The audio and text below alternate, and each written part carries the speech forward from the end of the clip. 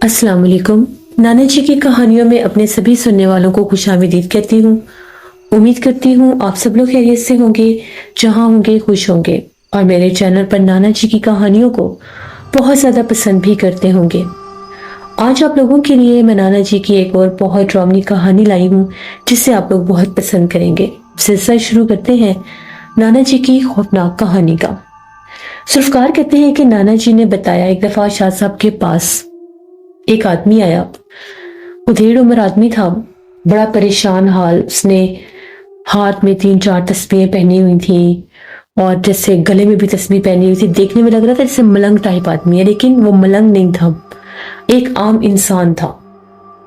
आकर कहने लगा, मैं शाह साहब से मिलना चाहता हूँ। शाह साहब ने बुलाया, बिठाया, पूछा कि क्या बात है। तो वो कहने लगा कि मैं बहुत ज़्यादा परेशान हूँ, खौफजदा भी हूँ। मैं शाहपुर वाली साइड पर हमारा गांव है, वहां से आया हूँ। मैं बिल्कुल अपनी नॉर्मल जिंदगी गुजार रहा था। मुझे अक्सर आदत थी, रात के वक्त जब मैं अपने काम से वापस आता था तो मैं अक्सर नहर वाले रास्ते से होकर आता था। रास्ते में बड़ी नहर आती है, तो वहां से घर नजदीक पड़ता था, तो मैं नहर से होकर आता था।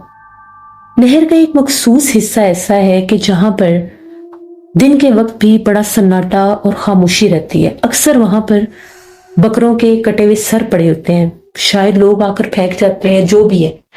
दिन की रोशनी में मैंने वहां पर अक्सर बकरों के कटे हुए सर देखे हैं। तो मैं एक दफा आज से तकरीबन 15-20 दिन पहले वहां से गुजर रहा था। रात 9, साढ़े 9, 10 बजे का टाइम था। बिल्कुल जगह वीरान थी। मुझे दूर से ऐसे लग रहा था कि जिस तरह से कोई पानी भर रहा है, आवाज आ रही थी पानी भरने की।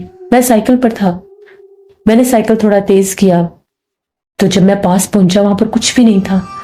मुझे लगा कि शायद मेरा वहम है, जैसे मछलियां होती हैं, ऐसी चीजें होती हैं, कोई मेंढक वगैरह होगा जो पानी में गिरा होगा तो उसकी आवाज है। जैसे मैंने जगह को क्रॉस किया, मुझे अपने पीछे से ऐसा लगने लगा कि कोई भाग रहा है, किसी के भागने का मुझे आवाजें। फिर मुझे ऐसे लगा कि जैसे कोई मेरे पीछे भाग रहा है। मैंने साइकिल खड़ा किया, पीछे पलट कर देखा, पीछे कोई भी नहीं था। फिर साइकिल चलाने लगा, फिर ऐसा लगने लगा कि जैसे पीछे कोई भाग रहा है। इतने तेज कदम और इतने भारी कदम, जैसे कोई पीछे भागकर पकड़ने की कोशिश कर रहा है। यहां तक कि मुझे 2 बार ऐसा भी लगा कि काले रंग का हाथ है, मेरे कंधों तक भी आया है। फिर मैंने पलट कर देखा, पीछे कुछ भी नहीं था। खैर मैं घर पहुंच गया। घर गया तो सर बड़ा भारी हो गया, जिस्म बड़ा भारी हो गया, थक गया मैं बहुत ज्यादा। मैं सो गया। अगले दिन फिर हस्बे मामूल मैं काम पर गया। आज फिर मैंने शाम को वहीं से गुजरना था। रात तकरीबन वही 9, साढ़े 9, 10 बजे का टाइम था। मैं वहां से गुजर रहा था। आज जब मैं उस रास्ते के पास से गुजरा तो मैं क्या देखती हूँ, एक औरत है, सर पर घड़ा उठाकर सड़क के किनारे चलती हुई जा रही है।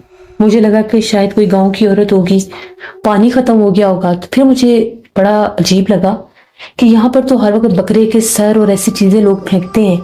भला ये इस तरफ से क्यों कोई पानी भरेगा? साफ रास्ते, आगे पानी भरने की जगह भी बनी है, तो वहां पर छोड़कर ये इतने वीराने में आई है।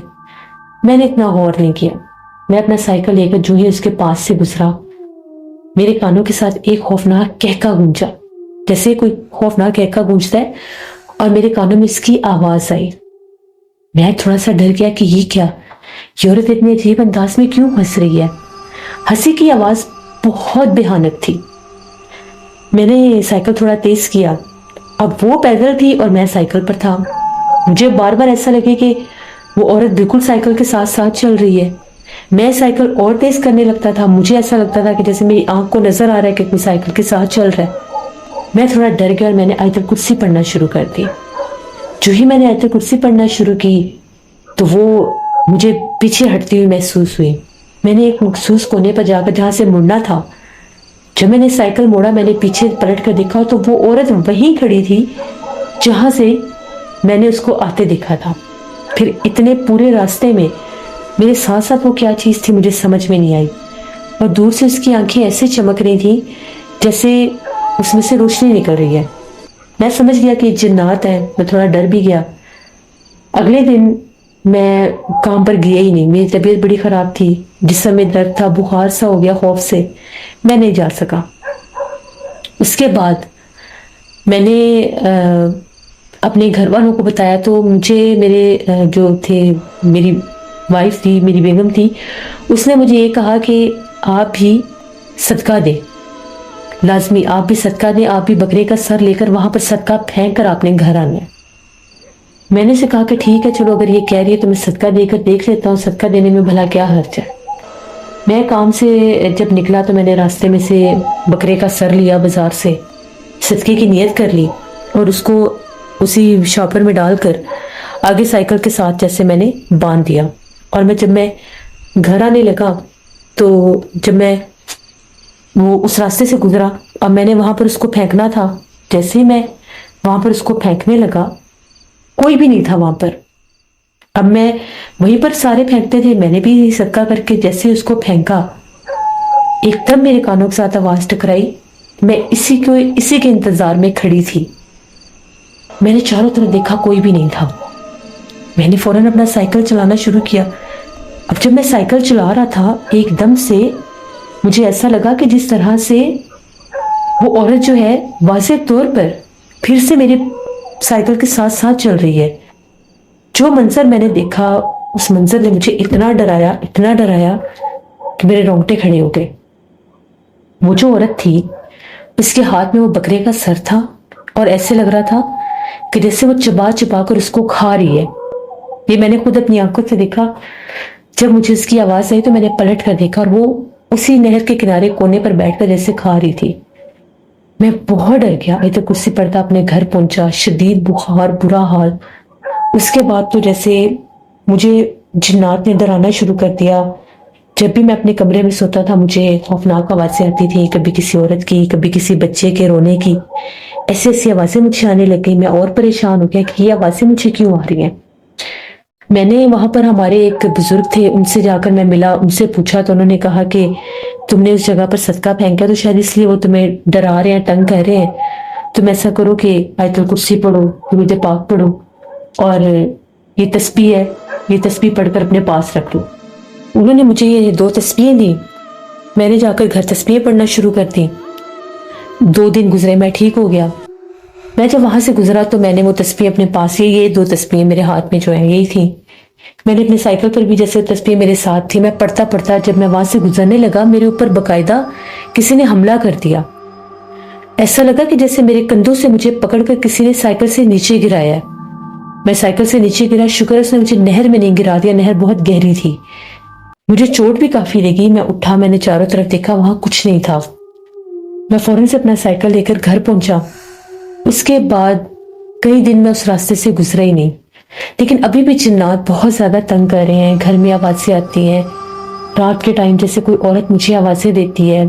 اتنا ہی نہیں، میری بیوی نے بھی یہ کہا ہے کہ اکثر مجھے جب رات کو آپ کو آوازیں آتی ہیں تو ایسے لگتا ہے کہ باہر صحن میں کوئی کالے رنگ کا سایہ منڈلاتا ہے۔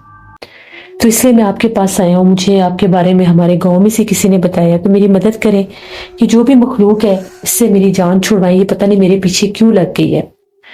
شاہ صاحب نے جب اس کی ساری باتیں سنی، شاہ صاحب نے اسے کہا کہ پہلی بات تو یہ وہ راستہ سیف زدہ تھا۔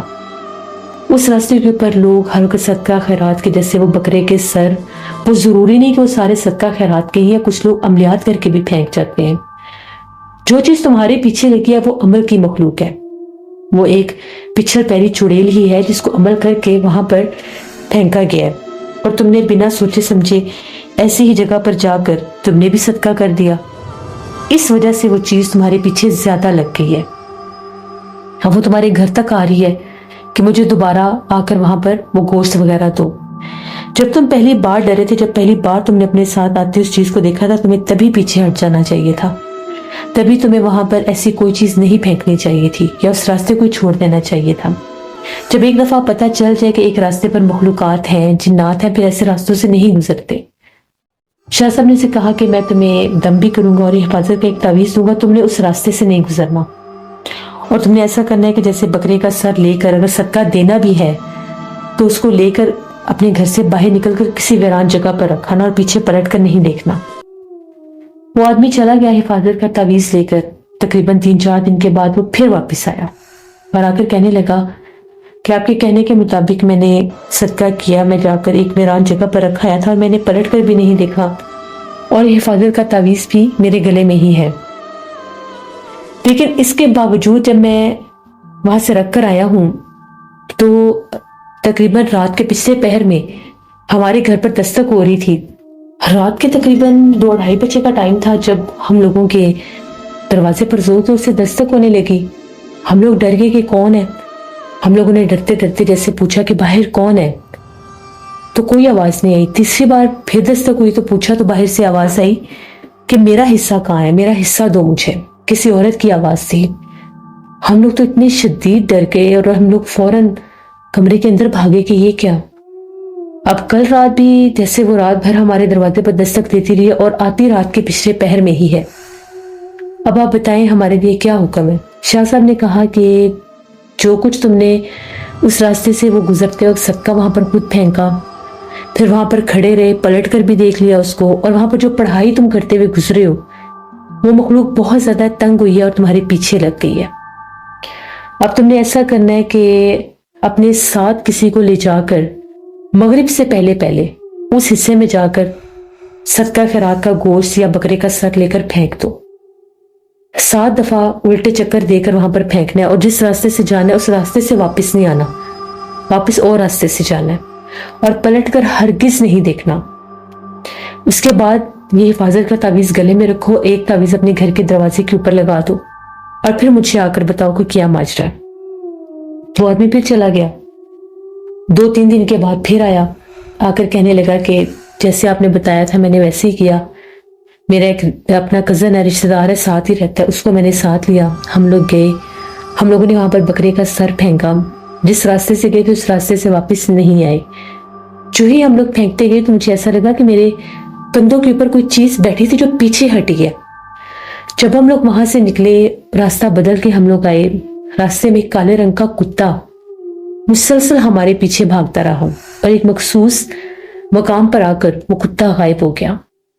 2 دن ہو گئے ہیں، رات کے دروازے پر دستک نہیں ہوئی، لیکن جو میری بیوی ہے وہ کہتی ہے کہ ہمارے گھر میں کالے رنگ کا ایک سایہ ہے، کبھی عورت کے روپ میں ہے، کبھی جیسے کسی بوڑھے آدمی کے روپ میں وہ نظر آیا ہے۔ تو شاہ صاحب نے کہا کہ جو حفاظت کا تعویذ میں نے گھر میں لگانے کے لیے دیا تھا وہ تم لوگوں نے کس جگہ پر لگایا ہے؟ جس پر اس کا یہ کہنا تھا کہ وہ ہم لوگوں نے، آپ نے جیسے بتایا تھا، گھر کے باہر والے دروازے کی طرف لگایا ہے۔ شاہ صاحب نے کہا کہ گھر کے باہر والے دروازے کی طرف نہیں، گھر کے اندر والے دروازے کی طرف لگاؤ، یعنی جب دروازہ کھول کر اندر آتے ہیں تو وہاں پر لگانا ہے، کیونکہ وہ جو مخلوق ہے تمہارے گھر میں موجود تمہارے پیچھے آئی تھی۔ جب تم نے وہ تعویذ گھر کے دروازے کے باہر لگا دیا تو وہ وہاں سے باہر جا نہیں پا رہی، کیونکہ وہ اس کے حصار میں آ گئی ہے۔ جب تم اسے گھر کے باہر لگاؤ گے تو وہ مخلوق اس طرح سے ٹل جائے گی۔ اس طرح سے وہ آدمی گیا تو شاہ صاحب نے بتایا کہ جو لوگ بھی اکثر نہروں پر صدقے پھینک کر آتے ہیں، بکروں کے سر ہوتے ہیں، گوشت ہوتے ہیں، تعویذات ہوتے ہیں، کچھ جادوگر لوگ بھی وہاں پر جا کر ایسی چیزیں پھینک کر آتے ہیں۔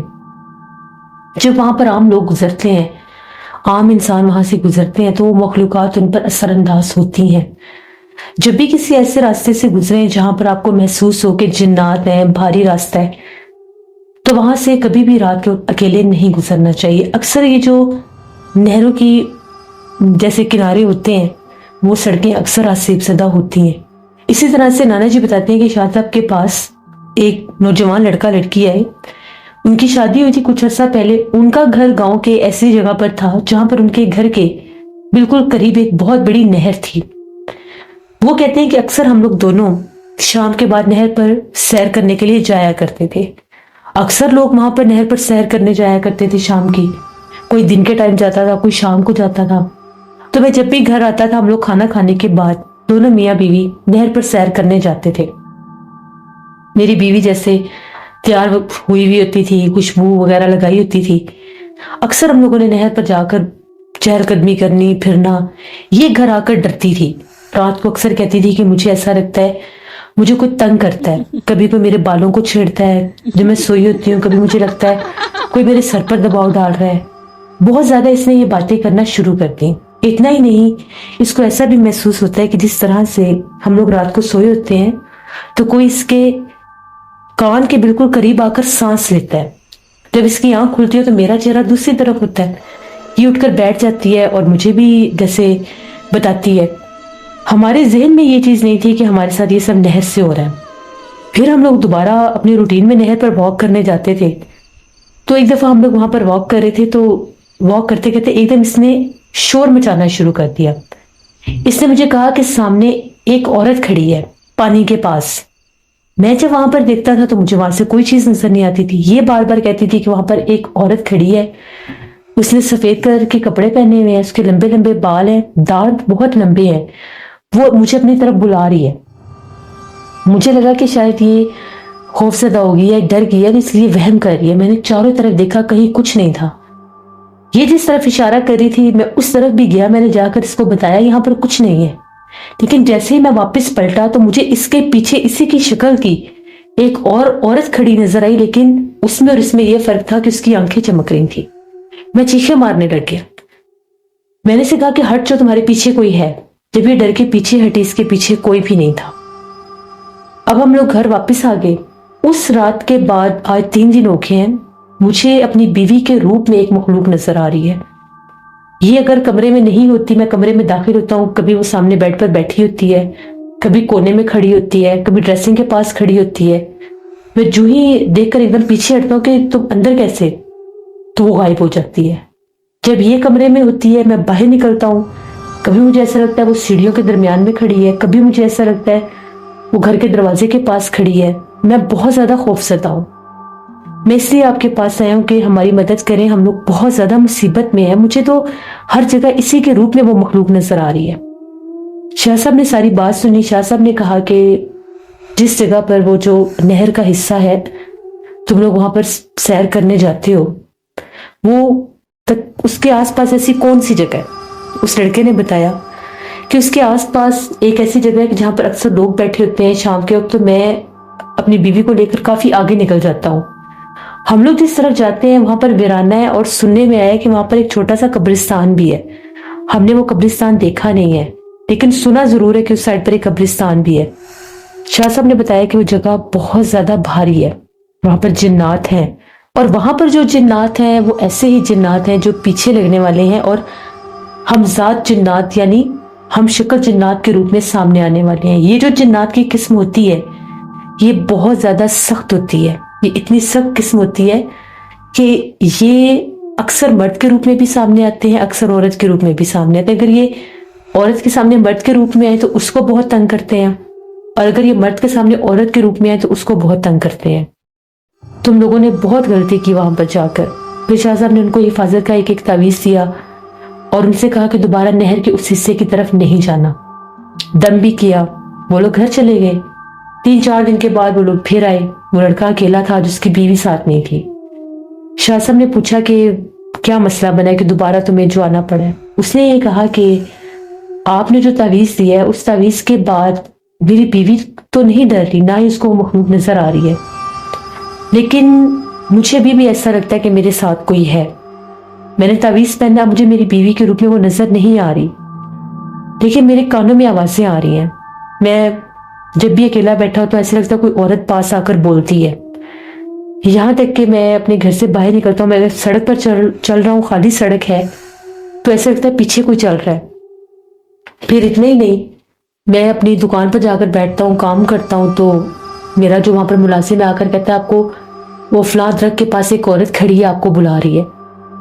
جب میں جا کر وہاں پر دیکھتا ہوں وہاں پر کوئی بھی نہیں ہوتا. شاہ صاحب نے کہا کہ تمہارے اوپر ابھی بھی اثرات ہیں, تم نے یہ 7 دن کے تعویذات ہیں اپنے جسم کے اوپر یہ اس کا چکر دے کر ان کو اپنے گھر کے صحن میں رکھ کر جلانا ہے. اس کے بعد تمہاری وہ جان چھوڑے گی, ابھی تمہارے پیچھے وہ ہے. 7 دن کے بعد آ کر تم نے مجھے بتانا ہے. پھر وہ آدمی چلا گیا. 7 دن کے بعد دوبارہ آیا اور اس نے آ کر بتایا کہ جب بھی میں وہ تعویذات جلاتا تھا میرے کانوں میں کسی کے رونے کی آوازیں آتی تھی. 2-3 دن تو مجھے وہ آوازیں مسلسل آئیں, لیکن 2-3 دن کے بعد جیسے وہ دور گونجنے کی آوازیں بن گئیں. اور آج 7ویں دن جب میں نے کل جلایا تو مجھے کوئی آواز نہیں آئی. کیا میں بالکل ٹھیک ہوں؟ شاہ صاحب نے کہا کہ ہاں اب تم بالکل ٹھیک ہو, اور اب غلطی سے بھی اس حصے کی طرف مت جانا. اس آدمی نے یہ بتایا کہ جب میرے اوپر بھی اس کے اثرات تھے تو میری بیوی اکثر کہتی تھی کہ آپ سوئے ہوتے ہیں, میری آنکھ کھلتی ہے تو مجھے ایسا لگتا ہے آپ کے سر کی طرف کوئی عورت کھڑی ہے, کالی سیاہ عورت ہوتی ہے, پھر وہ غائب ہو جاتی ہے.